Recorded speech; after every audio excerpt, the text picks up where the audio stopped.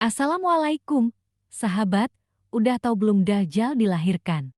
Dajjal adalah seorang manusia pendusta dan penebar fitnah terbesar yang lahir dari keturunan Yahudi atau Yahudza.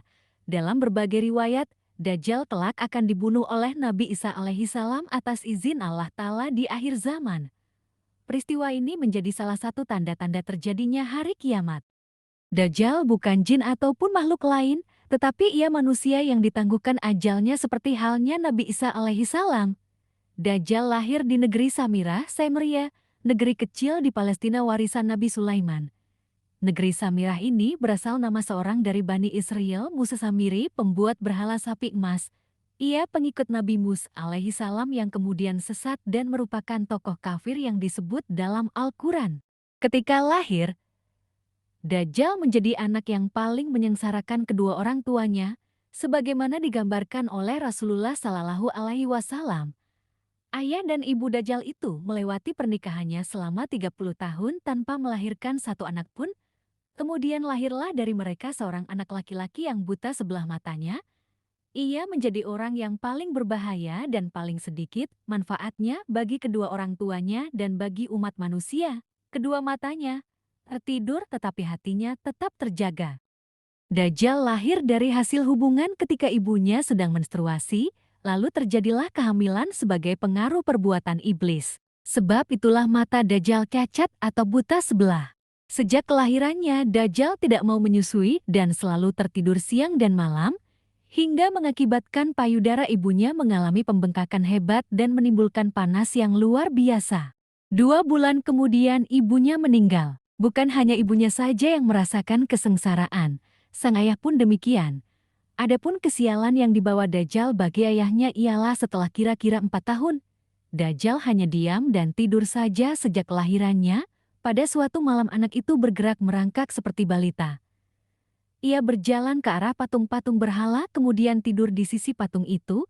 Sang ayah pun bangun keesokan harinya dan mendapati anaknya tertidur di pangkuan patung Tuhan mereka. Kemudian hakim kota mendengar dan ingin memiliki anak itu yang dianggap dapat membawa keberkahan. Maka diutusnya mata-mata untuk membuat siasat. Maka dihadapkannyalah ayah Dajjal kepada hakim kota dan dipaksa untuk mengaku bahwa kabar berita itu adalah hasil rekayasa dirinya semata. Karena itu ayah Dajjal dipaksa untuk mengaku bahwa dirinya lah yang telah mengangkat anaknya dan menaruhnya di pangkuan patung sapi itu. Karena ayah Dajjal menyangkal tuduhan itu, ia dipenjara dan disiksa. Sementara Dajjal diambil oleh hakim dan dirawat di dalam istana. Dalam menghadapi siksa di penjara, ayah Dajjal tidak kuat sehingga ia terpaksa mengakui kebohongan itu. Setelah ia mengaku, ayah Dajjal pun diusir. Maka tinggallah ia sebatang kara karena ulah anaknya itu. Dalam keterasingannya itu, ayah Dajjal meninggal dalam penderitaannya.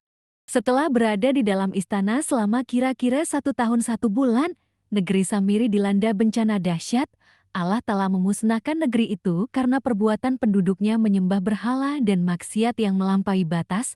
Kemudian Allah memerintahkan Jibril menyelamatkan anak itu dan membawanya ke sebuah pulau terpencil yang terletak di tengah-tengah lautan luas yang disebut Laut Yaman.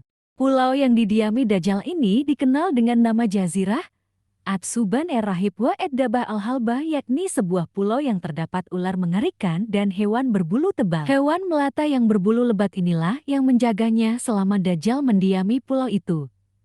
Hewan ini disebut sebagai Al-Jasasa yang bisa berbicara layaknya manusia. Pulau itu berukuran kecil, bagaikan tumpukan bebatuan. Pulau itu terpisah dari gugusan pulau-pulau yang banyak jumlahnya. Dajjal sepanjang hari sepanjang tahun selalu tidur layaknya penghuni gua.